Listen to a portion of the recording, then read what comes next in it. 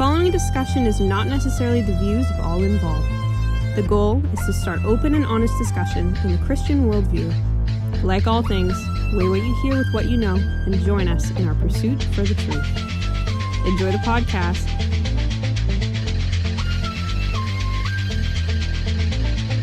Maybe if you sucked less, you'd have more money.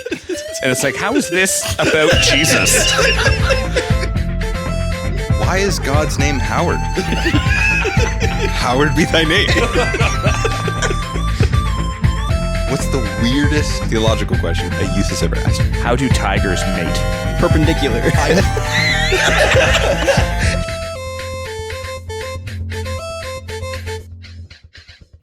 All right, I'd like to welcome everyone to the Second Rate Saints podcast. I'm one of your hosts here, Caleb. To my left is... I'm Josh, and to my left... I'm Joel, and to my left is actually a special guest to the Second Rate Saints podcast. I'm Kevin, and to my left we have... It's me again, full circle, Caleb. Joel, do we do things on the internet? Frequently, yes. I would say weekly even. Yeah, we release Second Rate Saints every Wednesday now. Check us out on our website, secondраtesaints.com. And secondраtesaints@gmail.com is how you can best get a hold of us for long-form questions. Other than that, check us out with our comments and our chat feature on our website. Yeah, I should standardize this intro because I feel like it's always a little bit different in a way that you can never predict. Because you do some cool stuff on Instagram every now and then. Not as much anymore. Instagram sucks. Well, yeah, but like... No, I'm going to make this an argument, Caleb. Okay. Yeah, no, any kind of like... I've done a couple of polls and different questions that really kind of encourage interaction on the show. Like, how do you choose what book to read? Like, what is your favorite book of the Bible? What's influenced you the most? Things that I would typically ask in one of our thoughts in real time episodes, but you know, just forming some of those questions for an online audience. Yeah, that's good stuff. That's good stuff. Why does Instagram suck? I feel like a picture, it doesn't need to be there with everything. You know, I don't like Twitter or X more. I hate calling it X, but I don't like Twitter more. I just feel like our content is better as like a written medium rather than an image, especially since we don't have cameras yet. So It's better as a written medium. That's why we're talking for an hour and a half. Yep. Okay, anyways, you know what? You understand what I'm saying. There's a fan out there that's on my side more than Josh is. And this episode is kind of one of our special episodes. It's not a typical one where we follow exegetical ideas or even thoughts in real time. It's actually an interview with Pastor Kevin. Yeah, I love it. Welcome to the podcast. I do hope that it still follows a little bit more of a conversation than an interview, because if it's in an interview, people are going to get bored of me pretty quick. No, it's going to be a conversation. Okay, good. Then we'll have fun. I'll interrupt a healthy amount. Perfect. Perfect. So, you are a pastor locally here. Yes. How did that come about? I am a youth pastor locally here in Langley. I've been at the same church now for 15 years. It'll be 15 years in like a week or two. How did it come about? I went to Redeemer University out in Ontario, and to take a long story and make it quite a bit short, I went there to become a teacher. In my final year there, I felt God really pulling me to youth ministry. I hesitated a little bit, told God, if you want that to happen, you need to make it happen. And after I prayed that prayer, 2 days later, my girlfriend at the time sent me this job position in an email. And then I applied, and then I kept applying, and then they hired me for some reason. I've been there. Applying. Well, it was a bit of a process. It was like a 6-monther. They had lots of questions and essays and stuff. Anyways, we'll get into it. Wow. But I got hired because my ideas for how to run youth ministry and how I think youth ministry should be modeled fit into what they were already starting to do. And so I think that's why I got the job, and I've been doing it for 15 years there, and I absolutely love it. So when you talk about youth ministry, what was kind of the like initial thing that kind of turned you on to youth ministry? Like why specifically youth ministry? It could be young adults. It could be like lead pastor stuff. It could be like, why is it that youth group is like kind of your thing? Or I guess youth ministry. I don't know if youth group would be the right way to say it. Yeah, that's fair. I think what the pull was because I was going to school to become a teacher. I've always sort of had a heart for that age demographic, and I always saw myself as like a grade 10, 11 teacher And that's what I was going. Like I said, that's what I was doing for school. And so when I was sitting in church, or a random church, where God started really like pulling me in and putting on my heart youth ministry, I think it was just a natural progression because I had a heart for that age demographic anyways. And so when I sat in that service and was flooded with ideas and ministry models and things you could do, where honestly not all of it has happened, but it just seemed to fit who I was and what I liked and what I was passionate about and maybe what I'm gifted at. And so it just, like I said, it all sort of just kind of came together over about an 8-month time period. Awesome. Yeah. So, yeah. And here we are. So did it feel a little bit like a slow build, or do you feel like there was a moment? I think there was definitely a moment and then a slow build. Like, I think the answer is both. Sunday morning, I woke up. I had never, ever in my life thought about doing youth ministry. Yeah. And then in the middle of the service, all of a sudden left going, I think I'm going to be doing youth ministry. Like, I'm going to still, like I said, I was hesitant and I was a little bit like, God, I'm still kind of on the track here to become a teacher. So I'm going to keep pursuing that unless you make this happen. Yeah. And then he kind of made it happen. So which was sweet because I didn't have to go for school for an extra year. So that worked out nice. Nice. A great exodus. Yeah, exactly. It was like, take that, Redeemer. You don't get $16,000 more from me. Win. Yeah. Redeemer's a great school. People should consider going there. I can't make fun of them and then not plug them, right? Yeah. I guess that's so. fair. That might be the first plug for any Bible college we've done on this podcast. Oh, really? But yeah. Did you guys all go to Bible college? Yeah, but we're not going to plug it. Yeah, that's fair. You guys just do your things. Well, I'm not plugging it until I pay it off, dude. Well, see, I paid mine off. They didn't get $16,000 more for me. That made the joke, and I was like, "That's mean. I should tell people that they're not so bad." Well, and Kevin, your continuing education, you're doing your master's. I am, yes. So 5 years ago was sort of, I don't know, challenged or at least encouraged, maybe is the right word, by a number of people in our church to consider going for my master's of divinity, becoming ordained in our denomination, and then not necessarily because they wanted me to not do youth ministry anymore, but just, I don't know, they saw gifts, and I've been there for a long time, so that was encouraged to do that route. And so I've been plugging away pretty darn slowly, but a course or two a semester for the last 5 years. I probably got 2 more years to go. And then that will be wrapped up too, and ordination hopefully follows that, and then we'll see. I don't, though, when that's all said and done, feel called to leave youth ministry. So no matter when that happens, I'm not looking at that as a shift from what I'm doing. Just it's helping me, I don't know, I think just function in my role better, becoming more educated. So, I mean, 2 years is a long time, so we'll see, but I'm not feeling called to leave or to change my role completely or anything like that. So I still love youth. I'm still passionate about youth ministry. And I'm excited to see what God does with all that. That's awesome. So you're passionate about youth ministry. Yes. We all are, because we're all theologians and stuff like that. But we all love the church. But Kevin, what is youth ministry? Oh, so, I mean, the short answer is it's ministry to youth. That's the best answer, Oh, Kevin. man. Josh, Right? that was a Isn't that, perfectly you formed guys question. are like super theological, but like, I just think youth ministry is like showing teenagers the gospel truth of Jesus Christ. Yeah. And that's what youth ministry is. And so there's different ways you do that, but like youth ministry is like inviting teenagers to know who Christ is, what Christ did, and how we live for him in light of what he did for us. So like as Paul became the Gentile for the Gentiles, Jew for the Jews. Give Do you youth get to for the stay? youth. Do you get to stay a kid forever to witness for youth? I mean, we can start diving into like what youth ministry is and isn't, and what you need to be and what you don't need to be. I think that's a great question, actually, because I actually think there is a bit of a misconception. Like, luckily, this is a podcast, because if this was like a video or a TV show, people wouldn't watch, because I am not cool looking. I am not like your stereotypical youth pastor. Like, I'm pushing 40, I'm balding, and I got gray hair in my beard very quickly in life. Yeah. But I also am very convicted that you don't need to be like youth or young or hip or culturally relevant or anything like that to be good at youth ministry, whether that's a youth pastor or a youth leader. I think the only qualification, and not to minimize my job or the youth leader's job, but the only real qualification to become a good youth pastor / good youth leader is, are you able to love teenagers? And if the answer is yes, you can do this job. I mean, you want to tailor the job then, because obviously if you've got preaching and you've got other things, then yes, you're going to want more education and that sort of thing. But in a nutshell, to do youth ministry well, at the core of it, if you can love teenagers, you can do youth ministry. And that's it. Good. What makes youth ministry different than just normal church? I mean, that's another great question. Laser tag. Yeah. I think there's a lot of things that happen in youth ministry that don't happen in regular church.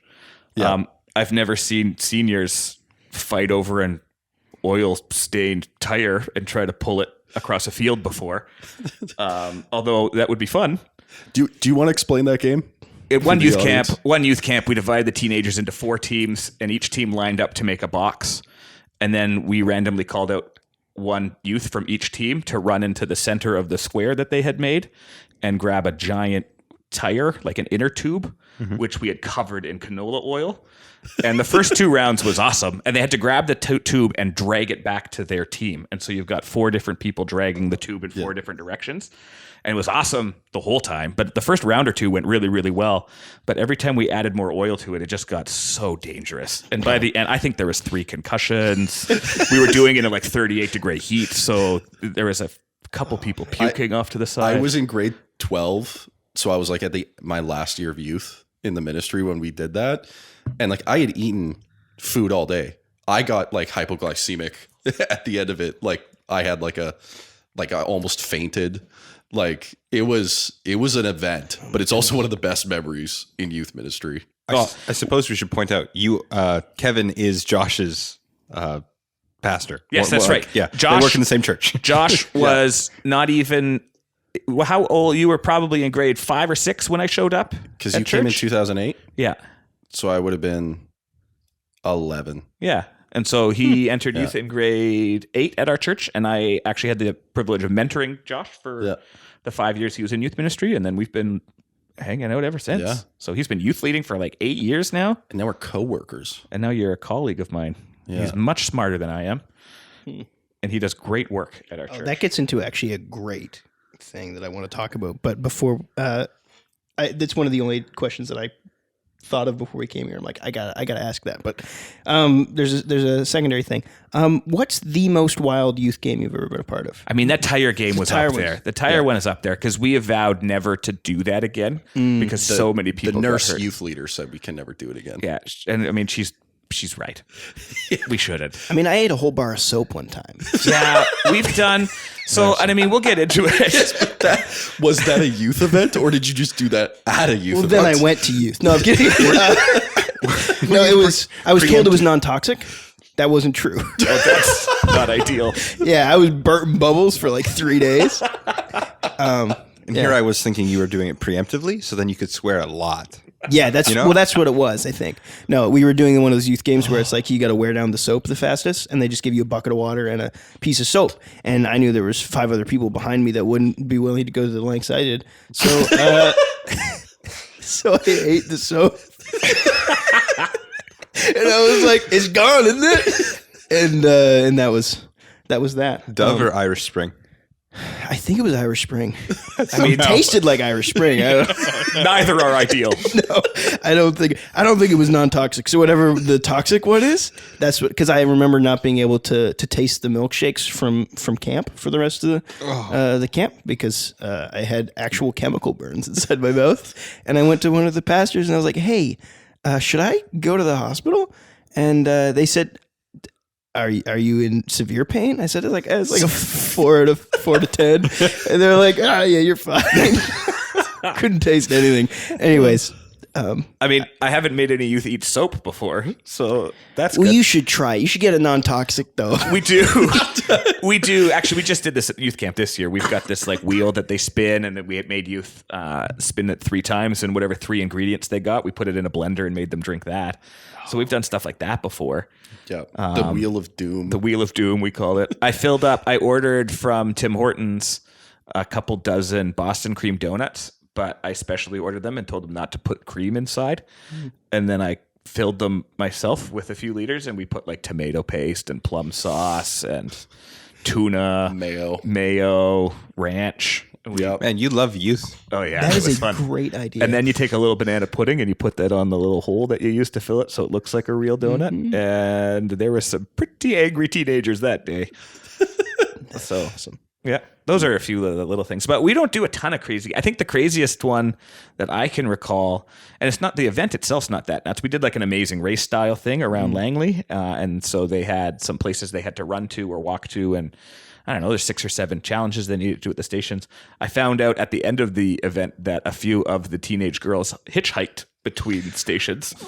And so that wasn't awesome. So we had to have some conversations with them and then their parents. Hey, don't do that. That's not what we're supposed to do. So I'm going to tell one more, and then we're kind of competing here for what's you the can worst one-up me. youth That's thing. fine. Yeah, No, I don't absolutely. think it's going to one-up you, but it's pretty close. It's not quite as bad as hitchhiking the girls on the woods somewhere. Langley? Was it Langley? Was it downtown Langley? I can't believe missed that part. In the woods. That was just immediately where my mind went to, because every time I've played games outdoors in youth, it's been running into the woods. It's not the Texas Chainsaw Massacre. It was like 1 p.m. on a Sunday in the middle of Langley.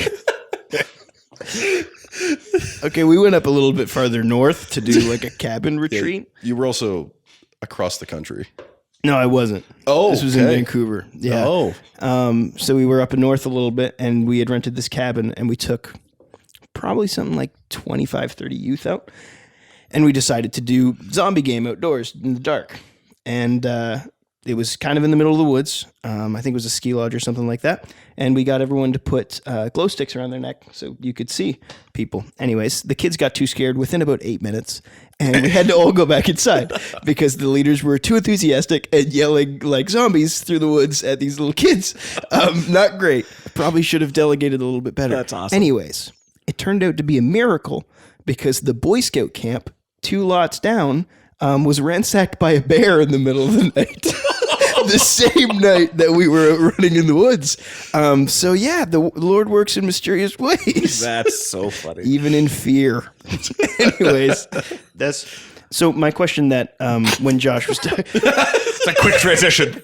hard left turns here at the Second Rate Saints podcast. Josh was talking about how he's now a colleague. And I think one of the things that I've thought about in youth ministry, and I've heard this advice from a couple of different people, but it's training your own replacement. Yeah. So in what ways do you encourage your youth to be involved in ministry? I think Sorry that it's like super serious now. Yeah, after no, that. it's good. It's all over the It's place. all good. I mean, one of the things we have happening in our youth ministry that I think is unreal and I love about it is we have a youth ministry where the attendance of youth is in the 40s. So last year we were actually like 51 youth could come out. Not that they would, but we had 51 youth that sort of fit under our umbrella that we tracked. And out of those 51 youth that were part of our church, or at least part of our youth ministry, we had 16 youth leaders.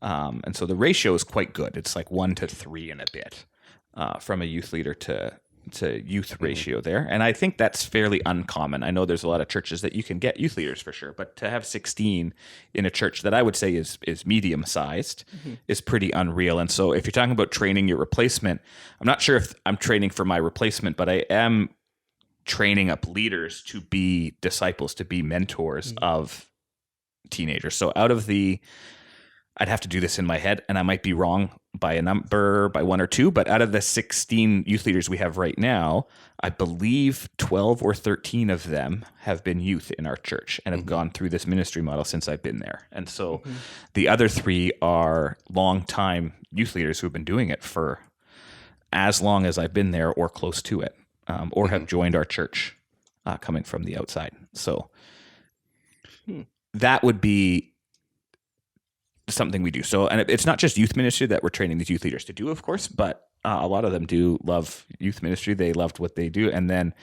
my prayer is that, and I've seen that happen too, they do their youth ministry thing, they mentor their youth, and then they become elders or deacons in our church, or they go off to a different church and become, That's leaders awesome. there. Before I get to the next question, Kevin, do you want to point your mic at your face? Yes. Because sometimes when you turn, You can hear that like better? an audio difference. All these podcast technicalities. Don't worry, this will be edited out. Oh, perfect. No, it won't be. Do we need to clap again? Leave it in, Stuart. Actually, Kevin, because of that, we need to restart the whole episode. Oh, that's fine. I barely said anything of value. That's awesome. Okay, so Stuart, we're starting. So you just talked about how there's a lot of youth leaders to like ratio to the amount of youth, and you mentioned earlier that part of the reason the Emmanuel hired you was because you were doing a ministry model that was similar to the one that they had started. That's kind of being called the mentorship model versus event-based model. What is the mentorship model of youth ministry? Yeah, and so what I loved about this church, and I think, like I said, one of the reasons I got hired was when I applied for this job, they asked me to paint a picture of what an ideal youth ministry would look like, and I painted this idea of like, I think youth need to have mentors, and these mentors should follow them through high school, and that shouldn't switch so much. And I think it's important that you have a lot of mentors, because having one youth pastor mentor 40 youth is just not going to happen. That's impossible. Even having like 4 mentors mentor 40 youth is going to be pretty darn tricky in this day and age. So I think the youth need to build relationships with these adults who are Christ-centered, God-fearing people. And they need to stick around for those 5 years for their whole high school lives. And so, I mean, that was in a nutshell sort of what I wrote. And what was awesome was 2 leaders at the time at Emmanuel had already implemented that model the year previous. So Mike and Karen are their names. They're still alive. They had implemented this awesome mentorship model at our church with about, I think there was 8 or 10 leaders at the time mentoring the youth of the church. And so what I described fit into the mold that they were doing already. So it was awesome for me, because when I got hired and started, I didn't have to implement this new ministry model I didn't have to rewrite the script or change anything really. I could jump in and start doing ministry the way that I had envisioned doing it, because these 2 had already done that. So your next question was like, what's the difference maybe between like an event-based and a mentorship model? I was just going to ask like, how does it function? Like, yeah, I think in a nutshell, at our church, and I don't think this is necessarily super unique. I do think that this model is happening in other churches. But I think we push it one extra degree more than other churches, if I'm being honest. So we have youth leaders who start in youth ministry, and they sign on for basically 5 years. Now, I'm not like a dictator. I get that life happens, and sometimes people move away or they get married, and if things happen, we adjust. But generally speaking, if you agree and feel called and want to be a youth leader in our church, you're signing on to start with a group of grade 8 students. And we still divide them by gender. So, there's grade 8 boys and there's grade 8 girls. And I get a couple of mentors for the grade 8 girls, and I get a couple of mentors for the grade 8 boys. And they sign on to mentor these teenagers from grade 8 to grade 12. And so they follow them all the way through their high school lives. We definitely do events. We do different things, fun events. We do teaching nights. We do casual lunches. We do stuff like that. So there's definitely a program involved, but the extra degree we go is the center point of the ministry is that these mentors live their lives alongside of these youth. So it doesn't happen always just within the 2 hours a week that we have youth ministry. We talk a lot about these mentors.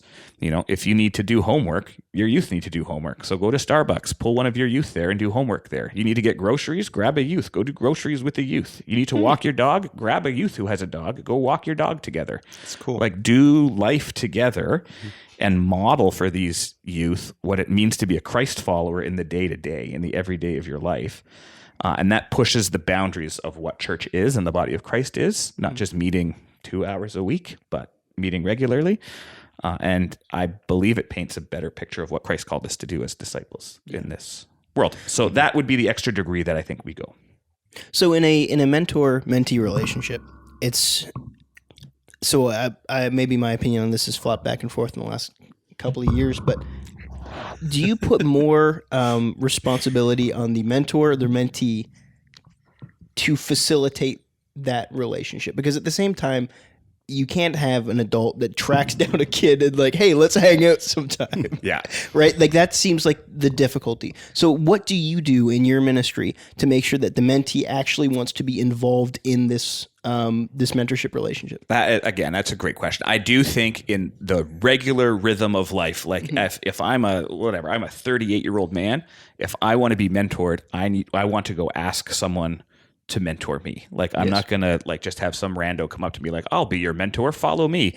Like, I mean, I guess Peter and the disciples did that. So, But but Jesus still called them. too, though, Yeah, they would have been so- younger for sure.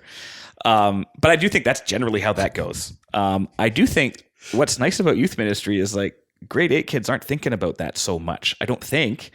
I think generally they're not looking at like who's going to be a mentor to me. Maybe some are, and some are keen enough to be aware that that's something that they want in life. But my job, one of the aspects of my job, I'll say, is to develop leaders. And so already when kids are in grade 9, 10, I can see and I try to see and discern who is showing spiritual leadership, who is showing leadership amongst their peers, who shows good leadership qualities and characteristics. And then I start planting seeds in them already, being like, hey, I can see that you've got this magnetic personality. I can see that you love the Lord. I can see that people are drawn to you. Like, I know you got 2 or 3 years left of high school, but maybe when that's done, you should consider youth leading. Be that here or in whatever church you end up going to, but you should start thinking about that. And then generally speaking, the youth leaders we have, right, Josh, are 18, 19 years old, either just out of high school or a year removed from high school. And then they jump right back in. And usually a grade 8 kid's pretty pumped to have, a 19-year-old willing to hang out with them. It seems like also if that's the culture you developed, if it was like a one-off, thing here and there that some people can kind of avoid for the most part, like the majority of the youth group could avoid. But if that's the main core of people are interacting with their mentors on a very regular basis, then because it'd be so normal, I think because youth are so shaped by the culture around them, if you create that culture around them, the mentee would generally have the desire. Is that right? Or No, I agree with you. I think in our church specifically, a grade 8 kid knows coming in, oh, cool, I wonder who my youth leaders are going to be for the next 5 years. Like they expect that now because they know that that's what we do here. So. Yep. And there's a fun, because you mentioned that a lot of the youth leaders were youth, they know what it's like. And so they were like, I really liked it when this youth leader did this for me. They really paid attention to at these moments in my life. They find out the youth that their age group is having, and they're like, oh, I should go talk to them because they know what it was like, what was happening. And now they're seeing the behind the scenes. And it's a really cool thing. I mean, like even like I'm a youth leader in this format under Kevin. And that's been great. I am pretty thrilled with how it's all shaken out over the last 15 years, all things considered. I know it's not perfect. I mean, we can get into some of the foibles and some of the things that maybe go amiss. It's by no means a perfect formula. You'll still lose some kids and some youth in the cracks and on the fringes. And like, there's still some very real youth ministry challenges that still come. But I do think, in my mind, if the goal of youth is to raise up Christian men and women, honestly, all the data is showing that they need to have adults in their life that are doing that for them. All the data is showing that they need to have a mentor in their life through those formative years. The data shows very clearly that mom and dad play a very, very key role in that. And this is not usurping that, but it is walking alongside of the parents and offering another person or three to help mentor and be these leaders in their lives. This question might get into the next main question, but it seems like this model compared to how the youth group models that I went to, and I'm assuming that's what Josh means when he means event-based. Yeah. It was solely just to attract, and then kind of through osmosis by being around in the church, you're expected to pick up on biblical knowledge and knowledge of God, relationships, and those things will just naturally happen. But it doesn't. Just speaking as someone who kind of grew up in those environments, I don't think it really works. Not super well. So it's awesome to hear that you guys are actually dealing with that. And I think that would, like you were saying, it would actually go into the things that the data says we need to.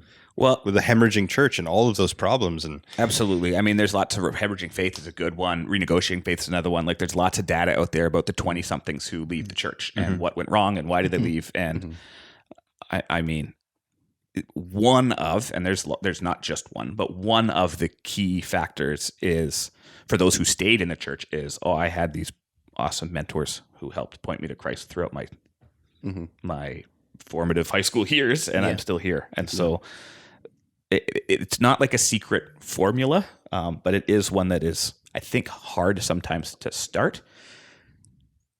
And you need buy-in from people. Because like I said, it's a 5-year commitment in our church, grade 8 to grade 12. You follow these youth throughout their school life. And I lie a little bit because Josh, like, do you still keep in touch with your first group? Yeah. Right? So you're on year 8 or 9 now. Like that doesn't go away. You're leading with 2 of them. Yeah. Wow. And like I just met with like one of them's leaving for university, and so like we all went to Denny's, and yeah. So I tell you, these leaders, like, yeah, it's 5 years and then you're out, but you're not. Like you still, mentorship doesn't end. And Kevin you're and I are still connected. friends. We're still talking, right? So He was my youth leader. yeah, so it turns into a life. I don't know. I was gonna say life skill, but that's the wrong word. It just turns into like what we should be doing as Christians, right? Like, And I think that most of the churches I've been involved with have been event based, kind of just by the nature of my denomination. I find, but they're like, I don't know if I've seen a mentorship relationship outside of the pastor and the student. I think a lot of times there's no, the volunteers aren't as active. They're damage control. They're making sure that you don't break the church. yeah, I think that's and true. that might just be the youth groups I was in, and that could say more about me than anything else. Because at yours you were eating soap. Well, that was a camp. That was kind of the whole province was responsible damage for control, that. you're fine. I do want to. I mean, and maybe this is me just like being a little bit hypersensitive. Like I want to be careful because I don't want to poo-poo on other youth ministries either. Like I do think there is event-based ministries where they do the big thing and they've got big production, worship nights, and they've got these crazy games and stuff. I do think there's like an evangelism being done there. I think you invite more non-Christians into that type of scenario and that type of an event too. I'm not saying that that's bad. We do big events. We do fun things. We do worship nights. We go tubing, but we do it in the mindset that we're going to do this big event so that we can foster these relationships deeper, so that these leaders can spend time with these youth more, and that those relationships can get a little deeper. And we will try our best to be pretty darn intentional at those events to make sure the mentors and the youth are clumping together in various ways as well. That was actually one real. I think the thing that has stuck with our youth ministry the most was we went on a youth leaders retreat to Kelowna, and the one speaker mentioned, if you want to be able to impact a youth's life, they have to be able to trust you. And youth spell trust Time. And so you have to spend time with them. That's a very youth pastor thing to I know. say. It's I know. super youth pastor. I know. But it's also super true. Yeah, I get it, yeah. And it's just like, oh yeah. So it's just like, and so like spending all this time with them, right? Like it allowed them in their like, it's like they start in grade 8 and they'll end in grade 12 by like, I had one grade 10 youth come up to me after spending 2 years with them. One of them didn't talk to me until grade 11. He would give me one word answers. If he's listening to this podcast right now, he knows who he is. But like he was going through some stuff. One of them was like having a rough time, and he just called me and he was like, "Hey, I don't know who to talk to about this." Yeah. And like his parents are the best people ever. And he was just like, "I need to talk to somebody else." And so it was just like, yeah.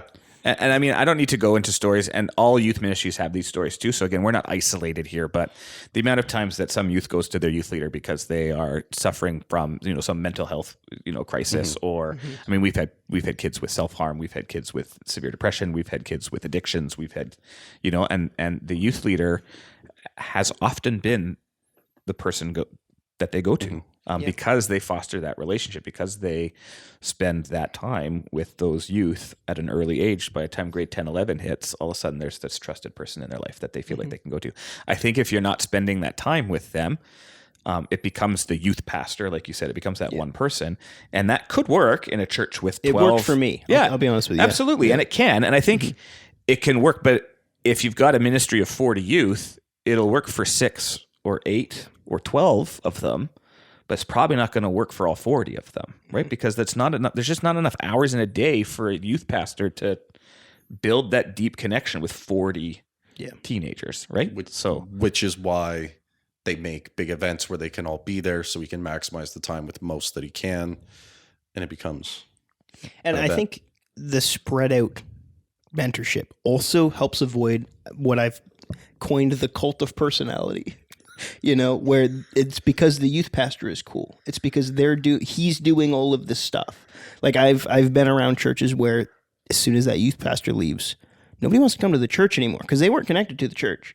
They were connected to the cult of personality, right? Like it was all about, we're going to go hang out with the cool 20-somethings guy who gets Zorb balls and lights them on fire and stuff. It's like, it's awesome. And very cool.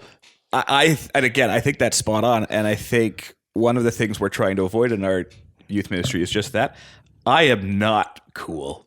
Like our youth are not like, I'm going to go there because Kevin is awesome. If there's youth listening to this, they know that I'm right. And I know that I'm right. I'm just like, I'm tired now. I'm like old. Like they come for all the fun youth leaders, but they're not coming for me. I think they do love me. I'm pretty darn sure that's true. But I don't think there's this cult of personality. And I hope that if I got hit by a bus on my way home tonight, this youth ministry would be able to function because we've got 16 super good youth leaders that could run with this thing. So that's my hope. If anyone's staying for a particular individual because they're cool, it's Aaron. Yeah. Oh, yeah. There's maybe 2 or 3 leaders that are super cool. Actually, no, most of the leaders are pretty darn cool. Yeah. I like that you're like, no, but not all of them. But not all of them. And you know what? If the other youth leaders are listening, they also know who they are. Josh. It's Mike. It's Josh. Seeing how he's the only other youth leader I know, it's Josh. Yeah. And so, I mean, case in point, right? Yeah.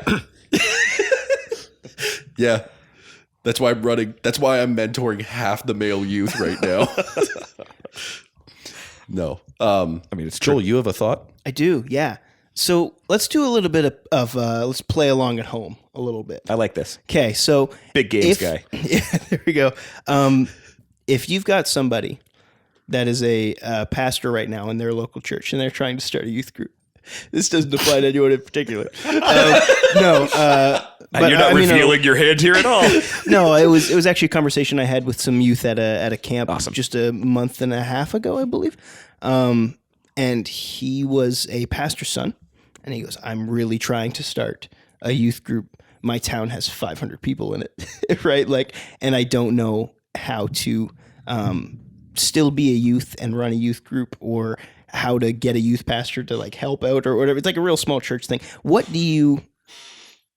are the essentials for starting the youth group in your mind?" Yeah, I think. And maybe I formed that question badly, so edify it as much as you need to. Well, I'll just start answering stuff, and you can tell me if it actually applies to the question that you're asking, or if I'm just talking. We'll for the see, sake of Eric. talking. Listen to this. Shooting from the hip round. So I think sometimes we zoom out too far, Okay. and we worry about, call it your whole town or the youth in your neighborhood and stuff like that. And I think you should be asking those questions. So I'm not saying don't do that, but my first question to someone doing that is like, who are the youth in your like corner? Who are the youth in your church? Who are the youth in your sphere of influence right now? Mm-hmm. And let's name that group first. So how many do we got? No. Keep going. How many do we got? Who am I going to disciple in the midst of that? And figure out what that number is first. Because again, if the answer is 50, you're going to need some help. If the answer is 6, okay, well, maybe you can actually roll with this right now by yourself and do that, right? And if that number grows, okay, then you pull in help as that number grows. And so that would be my first step, is to figure out who is my actual, window of ministry to. Like, who is the framework that I'm operating? What is the framework that I'm operating out of? And then what Josh said, like, if you're talking about youth, you need to start spending time with them. So you don't need to know all of the cool things they do or be like culturally relevant or stuff like that. In fact, it actually does you a pretty darn big service if you don't know all of the things, because you know what you can do? Ask them. Yeah. And then they'll start telling you about the stuff that they love. If you already know everything about cars, you're going to come in and just start talking to kids about cars, and they're not going to have a chance to like engage you in that. If you know nothing, good, teach me. Show me about stuff. I picked that one for a reason. But you know what I mean? Like it's not that the less you know, the better, but like you don't have to know everything or be involved in all of the different areas. Just ask the kids what they're like to do. What are you interested in? Teach me about that. What type of music do you like? Oh, I don't know that band. Tell me some of the music they do. What's a song you like? Let me listen to these 4 songs. I'll come talk to you on Wednesday and we'll listen to it together. I'll tell you what I think. You don't need to know all of the stuff. You can just learn from them. And that opens the door for conversations. And then they start asking you what you like. And then you can say Jesus. And now, and then there you go. Then you've solved the world's problems. So if they open with Jesus, awesome. Good. Move aside. Get the next one. Hand them off to a mentor and go. Yeah. But again, the numbers matter, right? And I mean, they don't matter. They just, from a starting point, they help you. That data is important to know. Okay, I've got 6 kids. I can mentor 6 kids. Yeah. Oh, I've got 12. Maybe I need another person here or two. Gender matters as well a little bit. You know, like I think it's easier for me to mentor males than it is for females. I think that's also there's a safety to that as well. Yeah. So I mean, there's some nuanced things in there for sure, but get some other people who maybe share your vision of what you want to do. But I would start with, how do you formulate a relationship? And you do that by living life with them. You can do a fun event. You can do weekly events. That's great. But if you're not doing stuff outside of those weekly events, then you're a program, not a ministry. That's what I think. So here's another question about, I'll say, piloting a ministry, starting something off. When do you know it has failed? When do you cut ties? And when do you know that you can keep going? Well, I have never failed. So okay, well I'm fine. Kidding. I have failed so many times. I specifically wrote down, don't ask when he failed. I am kidding. I did write that There's a lot of things that we have done that have failed that you hit the reset button to and stuff. Like, almost youth camp this year. Because you can't be married to everything. No, you know what? Yeah, I'll give you an example, and maybe this is going to come in conversation because I think I saw Josh, the 10 minutes I saw the questions before the podcast, I think I saw that this was one of them. One of the things that our church does, and I think it's super important, is we teach our kids sort of the catechism, we call it. And so, you know, for those listening, if you don't know what that is, like our denomination follows certain creeds and confessions that the early church has formulated. Josh has probably talked about these lots. I know that you 3 know what these are, but you know, Canon's a Dort. Yeah, Canon's a Dort, the Apostles' Creed, the Heidelberg Catechism, Belgic Confession, Nicene Creed, the Athanasian Creed. Like those are the 6 that we kind of like hold to in our denomination. And so we have been teaching that to the youth since I got there for 15 years. But when I got there, that part of the ministry was not like going great. And so we tried to do it. We weren't getting a lot of youth out. The parents weren't buying in. And so we're like, okay, let's change it. Let's do the whole church thing. Let's get the whole church involved in this ministry. So we did this thing called ICE, Intergenerational Church Education. This was my brainchild, and I was very proud of it. And so like every other Sunday night, I think, we'd get the whole church in, we'd sing some songs, the pastor would do a little opening thing, and then we'd break up into like intergenerational small groups and talk about like different things. Yeah, it sounds really awesome, right? It was for like 1 week. And then it tanked. I forgot this was a story about failure. Oh, yeah, I was like, I want to try this. Yeah. It just didn't go well. Here's the thing though, Kevin, it worked on me because that started my theology career. Oh, perfect. So it wasn't a complete failure. So the church that I'm going to, they do that. Well, and it's awesome. And I'm not saying it's bad. I actually thought it was going to be awesome. Like I thought, but it just didn't work in our setting. Like it just didn't take. For some reason, it didn't jive with the church. I don't necessarily even know why. We did debrief it, and I probably have notes in a file somewhere. And if I knew we were going to go down this road, I could have looked it up ahead of time, but I didn't. But it just didn't. And then we tried to do it a different way, like this catechism teaching a different way, and that didn't work. And then finally, our last pastor and I sat down. We're like, let's just do it the regular way. We're like, I'll teach the grade 9s and 10s, and you teach the grade 11s and 12s. And I was like, okay. And then we've been doing it that way for like 8 years, and it's been awesome again. So, except for that one time that I had to stop a kid from lighting matches. Wow, there's always those kids, Josh. Everybody's got a little pyro. Yeah. So there's your like, when you fail, you have to be ready to pivot, and you have to be ready to change things. That's up and adjust. We've had youth leaders that just didn't work out before. I mean, fired is probably way too strong a word, but I have had to like tell a youth leader, sorry, you can't actually lead anymore. It's not working. You're not quite following the like safe church guidelines and stuff like that. That goes back quite a long time though. So that happens. And again, I'd call that a failure. I don't know, but like you have to be ready to roll with things. We've had lots of youth leaders feel called to different things. One of them's a missionary now in Mexico. So, she changed her life because she felt called, and rightly so, and moved away. And then we had to replace her. We've had lots of leaders get married or move away because of the economy or for whatever reason. And same thing, you adjust with that and figure that out. So you're always rolling with the punches, so to speak. But I do think start with a place where your intention is to mentor these kids. Find people who share that passion, who share at least in the concept that like all you need to do is love these kids. I'm here, there's pastors here, there's elders in a church. We can answer their theological questions. You are allowed to answer them in the moment with, I don't know, let's look into that together. Yeah. And that can be a fine answer in the moment on any given youth night, on any given event you're doing, whether it's in a coffee shop or the church walls, and then figure that answer out with them. Like you don't need to know everything. You don't need to be set that way. Just are you willing to live life with these youth and love them? Start from there and then see what happens. So we mentioned catechisms and confessions and stuff like that. And they're kind of like a framework of the beliefs of the denomination versus a creed, which is like the framework of the beliefs of like the entire church at large. What do you think is the importance of catechisms and biblical literacy in youth ministry? Well, and again, I know our denomination says this. I do think it is important, and I think many other denominations would agree with this too. The creeds and confessions and different, documents, literature, whatever you want to call that exist out there from our forefathers, they frame the gospel truth of Jesus Christ and the inspired word of God very well.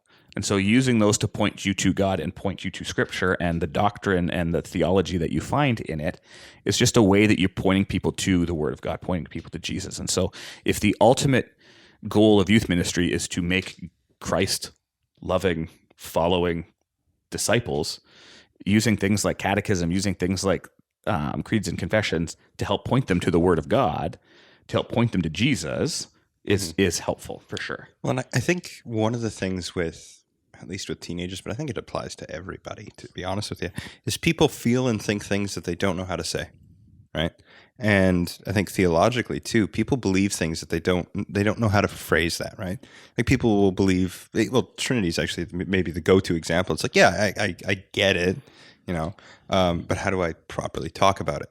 And catechism classes and discussions with that, but especially if catechism's worked into like a yearly thing, which in many denominations it is, it gives the average people who aren't going to sit around and read theology the verbiage for them to organize their thoughts, which they already believe.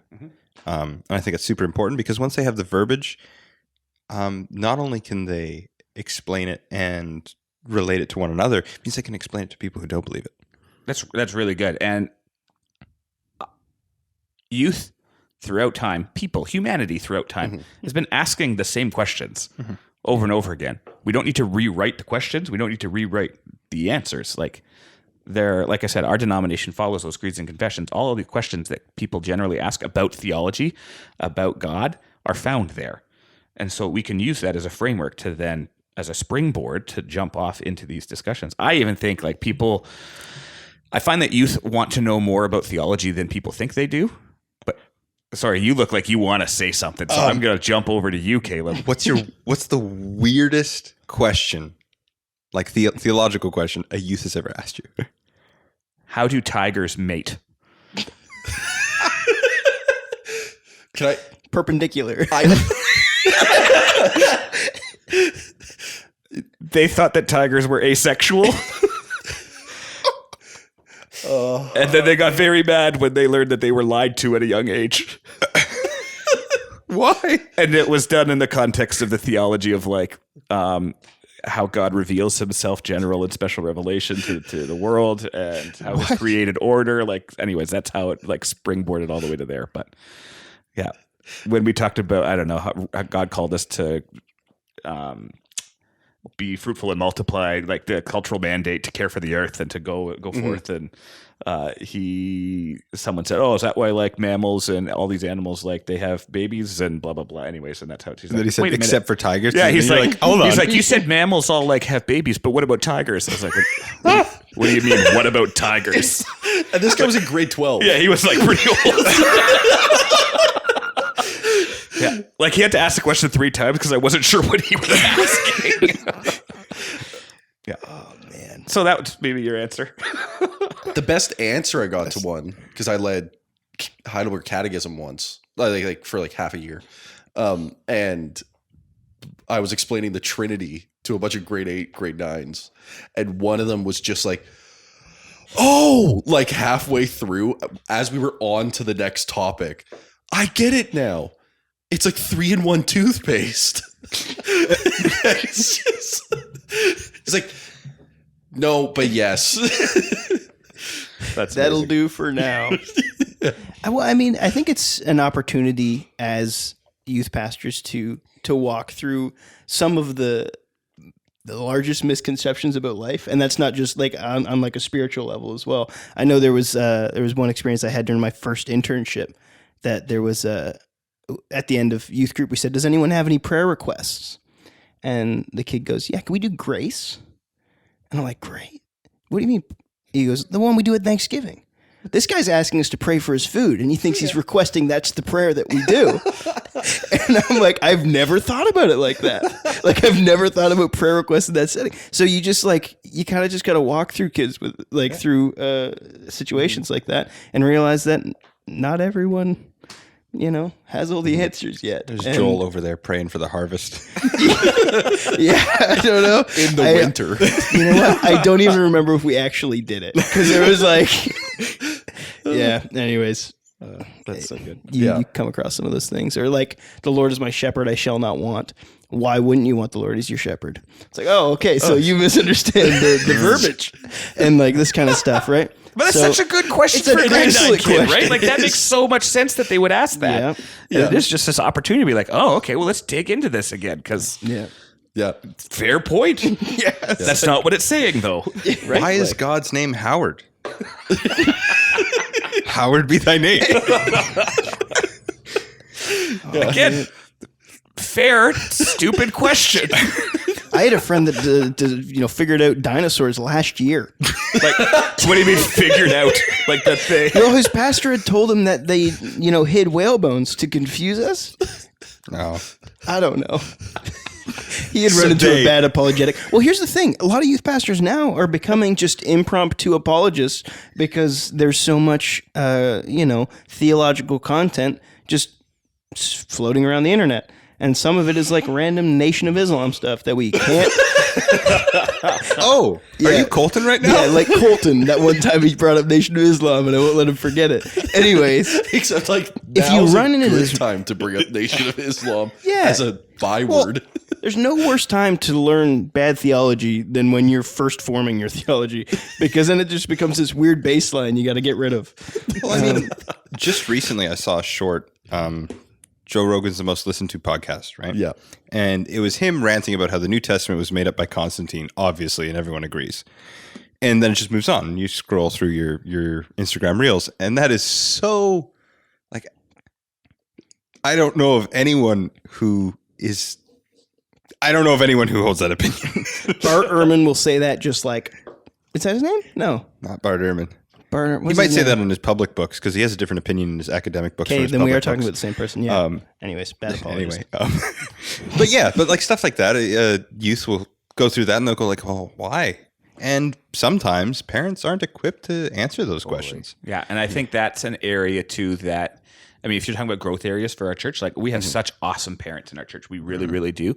I do think part of my job is to equip parents to be able to handle those types of conversations and questions with their youth. And I do think that's an area that I could improve on, and our youth ministry could improve on for sure. So we try to do different teaching nights where we invite parents in. We did one last year on sexuality, pornography and sexuality, and like the I'm trying to remember what the actual name of the teaching session was, but we had a counselor come in, talk about the dangers of media and pornography and accessibility. And we had all the youth come and sit in that so that he could talk to the youth. And we had all the parents invited too, and they sat separately. And then we divided them up. And then I took the kids and the leaders, and we talked about the 7th commandment, do not commit adultery, and what that means and how that applies to them. And then the parents sat in with the counselor still and learned more about how they can be on guard against, all the sexual immorality that exists in our world and how easily accessible it is. And so we do try to do things like that where we teach parents and equip them. But you're right. I do think there's a lot of parents that feel very ill-equipped. I know I do as a parent. Yeah. There's lots of things that I was like, oh man, I need to dig into that more because, my 10-year-old is almost 11 and she's going to be going to middle school in a week, and I need to make sure that we're ready for that. So yeah. Wow. I got 2 questions, and then we're going to shift to this other idea. But what has been the most difficult part of youth ministry? And then after, what is the most rewarding part? The answer might be more similar than people think. I think the most difficult part of youth ministry is our youth, and I don't mean our youth in our church, though I do mean them as well. But I think youth of today generally are very anxious, very hurting, and they feel very lost or hopeless in this world. And I think seeing the toll that takes on specific youth that I am obviously not going to name, but that I have seen throughout my time at the church, but also in the present time at the church, it sucks. It sucks seeing youth go through these hard times and knowing certain kids' histories and stuff like that, and knowing the stuff that they've had to deal with that I have never had to sniff, but I still get to walk alongside of them with their youth leaders and stuff, can be very difficult. It can also be extremely rewarding because when you walk through the valley of the shadow of death with people, and this isn't just youth ministry, this is ministry in general, you become very close to those people, and relationships are formed in those valleys as well. And the depth of relationship that you experience when you are present with, I get to do with teenagers and young adults primarily, but when you are present with people who are going through that thing and you can continually try to point them to Jesus in the midst of that, is extremely rewarding as well. And I think we see that in the amount of leaders we have in our church who have come from youth ministry in our church, who have gone through sort of those 5 years. Some of them have been those youth who have gone through hard times, and then they come out the other side, and then they want to be there for other youth who are going through hard times. And so what can be so difficult can turn very rewarding at the end as well. Doesn't always, but it certainly can. Yeah. Okay. That's good. I like that. So we've been talking a lot about mentorship and focused individual attention on youth. How do youth conferences, which are have been a huge thing in the 2000s, how do they fit in this mentorship model ministry style? Yeah. So again, I think it's just important to note, this is not I'm not prescribing that we shouldn't be event based. Yeah. I just think we shouldn't be only event based. If you're only doing events and you're not building relationships, you're not spending time with youth outside of those events, you're not walking alongside them in the everyday, you're missing what ministry needs to be. And so a youth event is awesome because if kids come to youth group once a week, they're there for, 2 hours, let's call it. So you get to spend, out of those 2 hours, you probably don't spend every waking second with them because they're off with their friends and they're talking with this group and you're dealing with that kid who lit that thing on fire in the corner. And, so out of that 2 hours, you maybe get 30 minutes with different youth, and that's great, but that's 30 minutes a week. You're not going to formulate any sort of big time relationship in 30 minutes a week. It's definitely not going to counter the 4 hours of doom scrolling they've done that night on Instagram, right? Yeah. So a weekend conference is awesome because you get 2-3 days with them. And that's a lot of trust time with them to invest and to pour into them. And so those events are awesome for that because you get to spend time with them. They're there, you're there. You're probably doing workshops and general sessions or whatever you want to call them. There's worship stuff and all that stuff, but there's also a lot of time just to hang out, and hanging out with youth is A, very fun, and B, super impactful for developing those mentor type relationships. And so things like youth conferences or weekend camps or things like that, our missions trips, I mean, those are good for all sorts of reasons. But one of them, if you're talking about mentorship as like the primary focus of youth ministry, is you just get a lot of time with them to spend and opportunities to ask them all sorts of questions. So I don't think there's anything wrong with any question you ask youth. You can ask them 20 really good questions. You just need one to stick. Like if they shrug you off 19 times, but one of them all of a sudden lands, that's awesome. You pour into that question and see where they go. Yeah. That's so good. I think that's something that kind of has come up in my first little bit of youth ministry is like downtime's not downtime, right? Like your friendships with these youth, the mentorship is a continued process that happens even when the service isn't going on, even when the worship's not happening. Even like I remember I went to camp and we had a section at the end of the night that started off as just, okay, you guys have to go to bed. And then by the end of the week, it was, this is Deep Christian Lore with Lobster, which was my nickname at camp, where they would just ask the dumbest Christian, like, theology questions, and I would give them the best answer I could. And it was just kind of off the cuff, but then if somebody else felt like they had an answer, we would screen that through. And it was, and so I like what you're saying there, where it's like when you have longer periods of time, it's not just the events, but it's the downtime in between the events. I like that. Most of the best conversations I feel like I've had with youth, and I think leaders would say the same thing. Didn't you use this quote, Josh? What was the quote that you heard from some youth pastor somewhere about like the best times with youth are the times? Oh, like the best times with youth are when they approach you in the quiet times between like when it's quiet, when they're just like, hey, can I talk to you?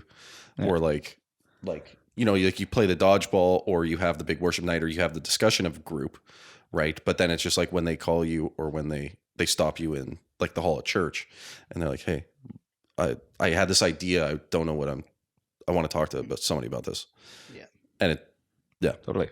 And that's just it. Like usually the best times I've got with youth are when all of a sudden you just end up, you know, you're walking somewhere doing something and you're shoulder to shoulder with someone still in the group, but maybe just behind them or ahead of them or whatever. And all of a sudden they're like, oh, hey, I have this thing happening. What do I do? And all of a sudden you realize, oh, we were just hanging out, walking from point A to point B or doing this thing at this conference or this weekend event that we're doing, or even this 2-hour event we're doing. But I found myself shoulder to shoulder with, you know, some guy 20 feet behind or 20 feet in front of the group of kids. And now they're realizing they've got an opportunity to talk to you and ask you a question. And those are the moments that are amazing. I don't know if youth remember a sermon I preach at youth group, but they'll remember a conversation I have with them off to the side for sure. Yeah. Speaking of conferences, these great moments where you get to spend a lot of time with the youth. Kevin, what is Reactivate? Oh, man. So we have a conference coming up in a week and a half. Our church is actually hosting it for the first time. But this conference, I think it's the 8th or 9th time we've done it. It's called Reactivate. It's a weekend conference for youth. There's usually about 10 to 15 churches from across BC that send their youth down our way, and we spend a whole weekend with them. We do worship. We've got a keynote speaker coming this year. He's a missionary in Chase, BC, to the Indigenous community. So he's gonna be chatting about what it means to proclaim the gospel and the different contexts he finds himself in. We've got a bunch of workshops called Learn It's that the youth have signed up for, which we'll talk about in a half a second as well. And then on Saturday afternoon, they all get to go do something fun. So there's canoeing and disc golf and hiking and art and stuff like that. And they spend their time learning that worshiping God doesn't just happen within the walls of the church, but it happens in all areas of life. So that's Reactivate. It happens Friday night till Sunday morning. There's 3 general sessions, a bunch of workshops, a lot of fun and games and food. And you guys are coming this year. Yeah. The first time going to a Reformed church. This is going to be awesome. Oh, you're going to love it. We are pretty sweet. I have never been to a Reformed church. Yeah. I mean, the building will look like most of the other churches you've been to, I think. Yeah. My church looks kind of like a warehouse. No, it doesn't. It's a warehouse with a cross on it.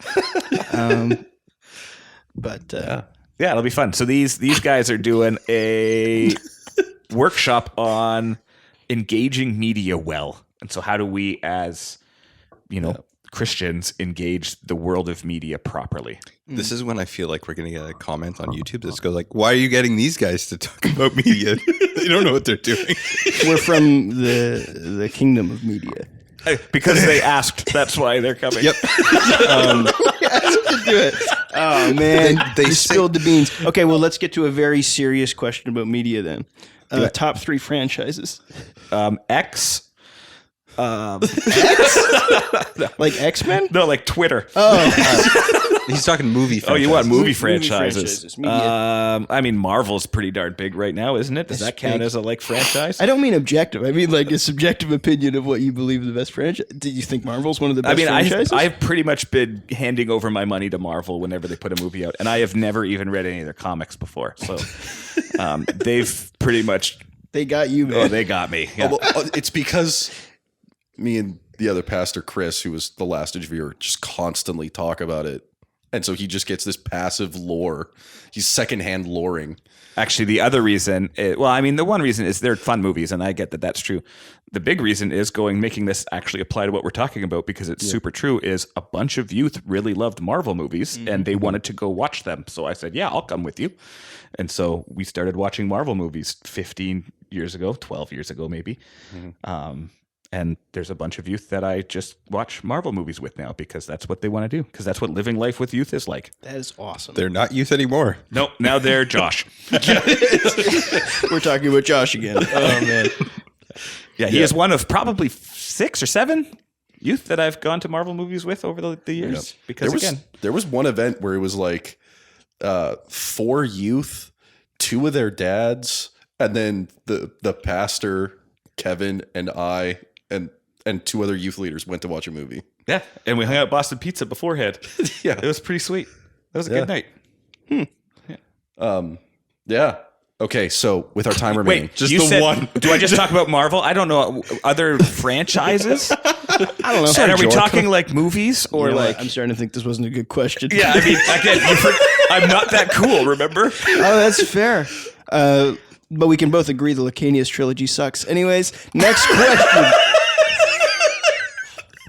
Nobody in the audience will get that, No, but it's been brewing for a long time. I'll explain it really quick. Josh read this book series called the Lacanius Trilogy. He told me I should read it, but they're like 700 pages, and that would take me 2 years to read. So I said no. And then he got our pastor to read it, and he really loved it, and I still wept. said no. And then he got our administrator to read it, and she really loved it. And I said, all right, if the 3 of you think it's good, I'll read it. And so I'm halfway through the second book, and it's only been 2 years. I got You can- 2 of you my can coworkers pass. to read it, and they love it. Their family started reading it. It's so good. It Their is pretty dog good. ate it. It's crazy. Anyway, It is long, though. so Joel doesn't know a good book if it hit him in the face. It did one time. And then he'll go, they're too big. The book's too Not big. too big. I'll read Brandon Sanderson in a weekend. No. It's I too think big. Brandon as in- Sanderson writes on the very front that like this guy is super good. You should read his stuff. Yeah, but Yeah. he says it about Wheel of Time, and I don't care about Wheel of Time. well, that's because he wrote the last third. That's just a bunch of feminist wizards. Anyways, we're going. That's just Hogwarts for women. We might have to clip that. You might have lost some subscribers. Yeah, maybe one. We Our found the demographic intro. is Kevin, overwhelmingly sub is male. all for us right now. Everyone knows I'm right. That's the most arrogant thing I've ever said on the podcast. Oh, okay. Okay. Should we clap Speaking again? of no. No. Let's just start this whole thing over. Speaking of women, okay, who would win in a fight? Joyce Meyer or Joel Osteen? That's the worst way to phrase that question ever. Joyce Meyer, 100%. Why? She would name and claim the win, and Joel Osteen would have no idea what to do with that. True. Use his own power against him. Yeah. That's like that Babylon Bee article that said someone named and claimed Joel Osteen's private jet, and now he's pissed. That's awesome. Okay. Oh, man. Yeah. Which crusade is your favorite? Second one. The Children's Crusade? I don't know the Crusades. I just know they were bad. Just say the first one and say it was justified. So I'm reading a book on the Crusades. Here's the weird thing. They are just. You're on board. Here's the weird thing. Totally not justified. Way too many miracles happened in the first one. And it makes me go, I don't know. Maybe God was there. I don't know. Anyway, so Yeah. it's interesting. What is your favorite heresy? Oh, man. What is my favorite heresy? How long do I get to like sit here and think about it? We can cut out however long. Yeah, okay. Favorite heresy. Don't say the Trinity because that's just useless. Whoa. Whoa. I'm sorry. I'm getting a little off of this conversation. I don't know. I mean, the one that does get my goat quite a bit is the like prosperity gospel. And I know we already just talked about Joel Osteen, and so that's like risen to the front of my brain. But Yeah. The prosperity gospel, like I think that only does harm for people who need to actually hear the gospel. Yep.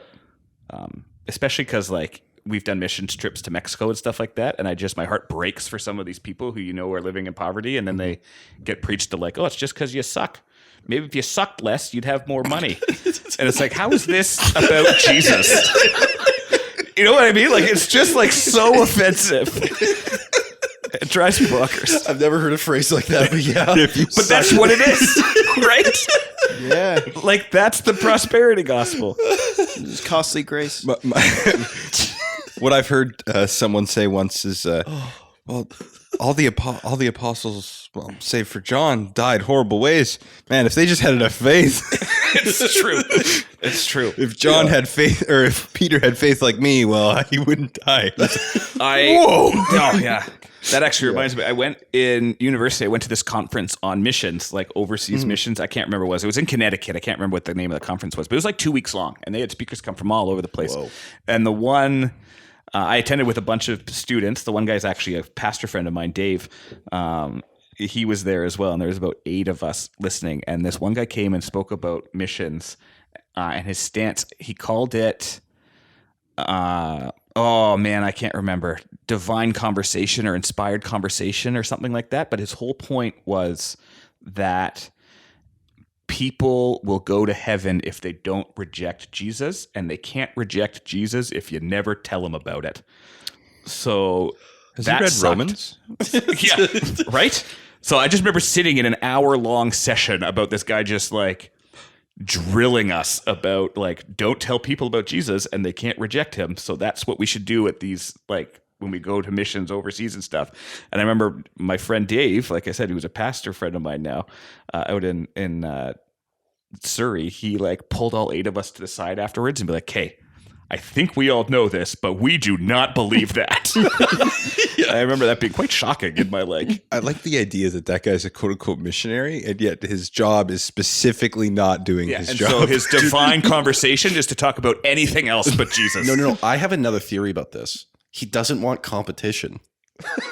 Oh, So he's going when he goes back to where he's It's a from. psyop. He tells everybody stop being a missionary, so that when he goes there, He becomes a super missionary. he becomes a martyr or like a saint, so that he gets in the books.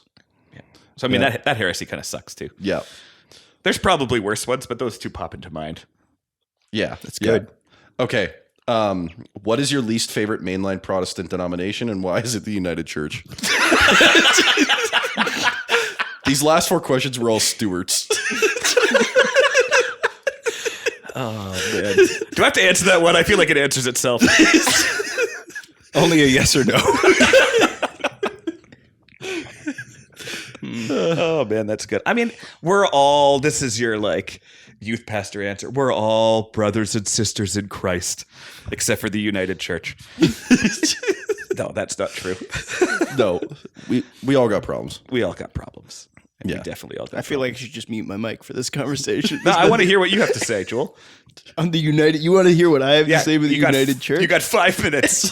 5, only 5. No, I'm kidding. I'm not going to go off on the United Church. No, like each of our denominations, like to talk about the denomination issue is just like each of our denominations have something they believe about Christ that's wrong.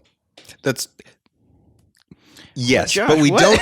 we don't quote the Sparkle Creed. And if you know what that is, if you don't know what that is, Yeah, you're right. take a look. You'll get about 5 seconds in, and you'll go, I can't do this. Or the gender neutral Our Father. Oh, that's Lord's Anglicans. Prayer. Yeah. Yeah. That's a very Our parental guardian. Yeah. Bummer. that's a subsection of Anglicans. Yeah.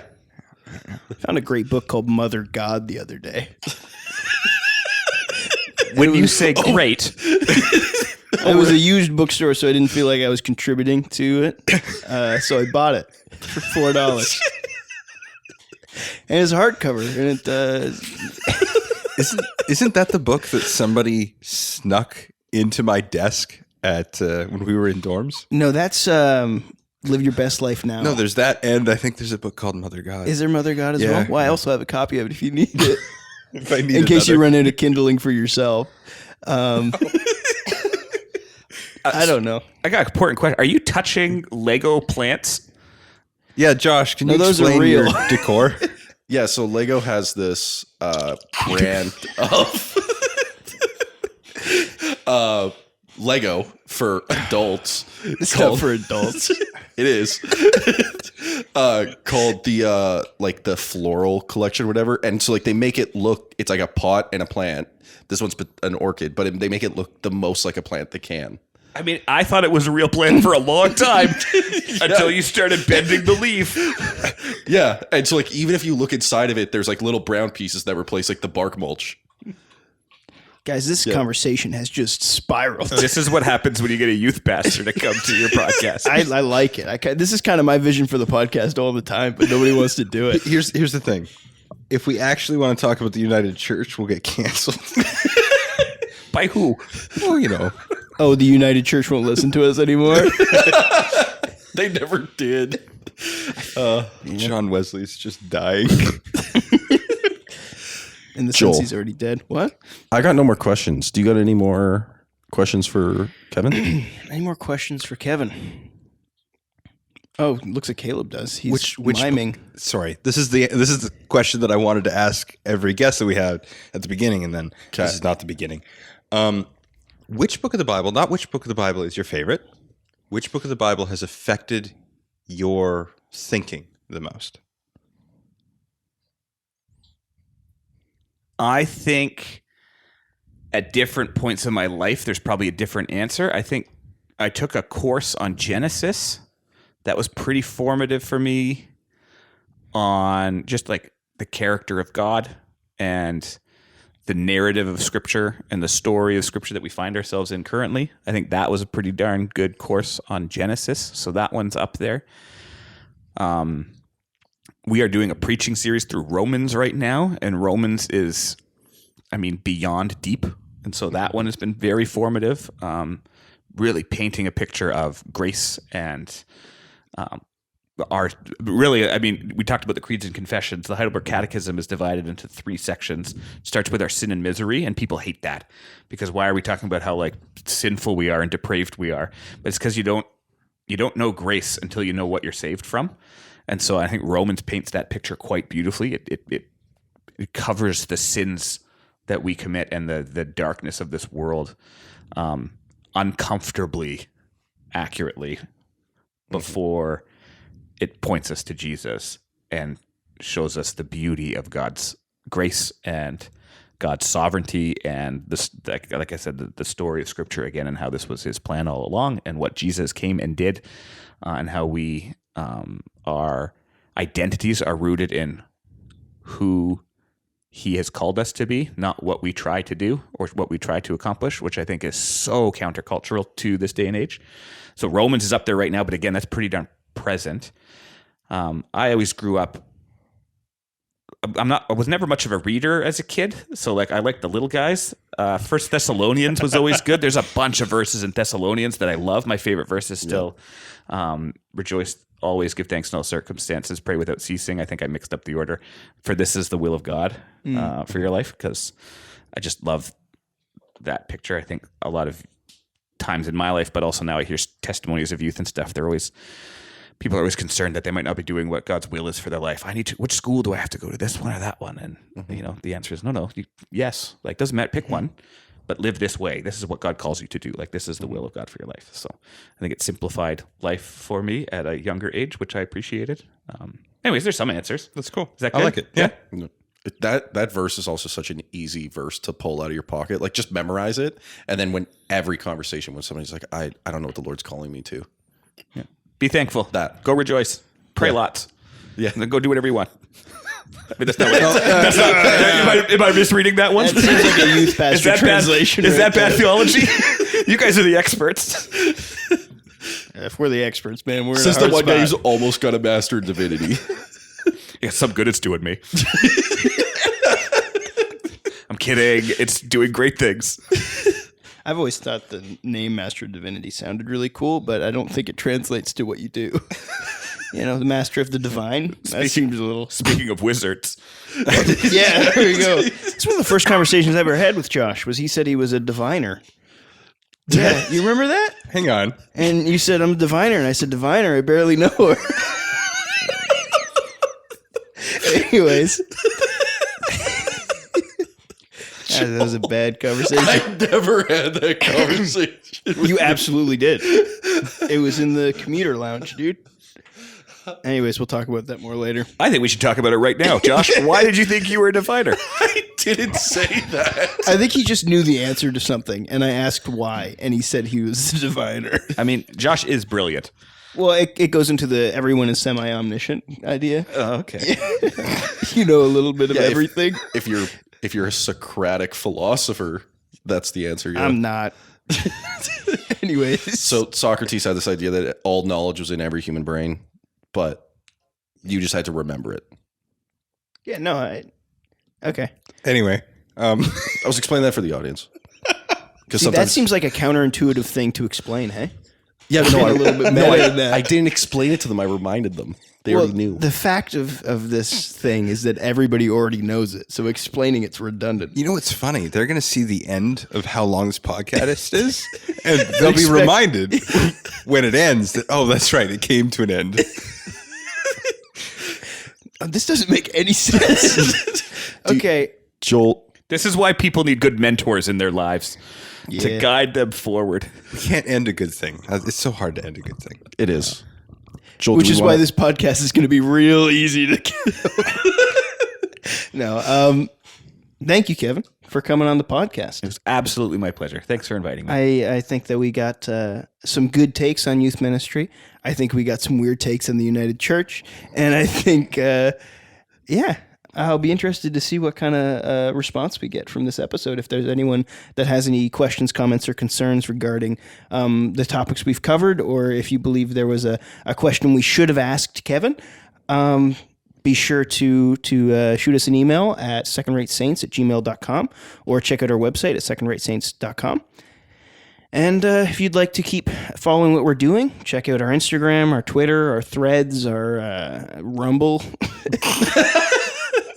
We are on Rumble, but we've got like 16 views.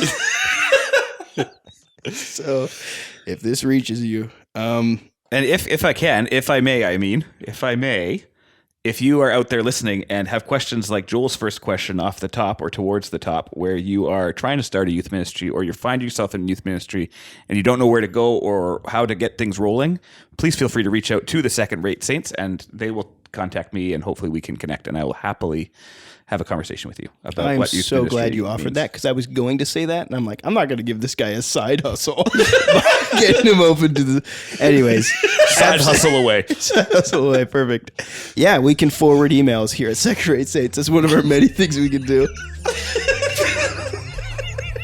I'll figure it out. Never done it before, though.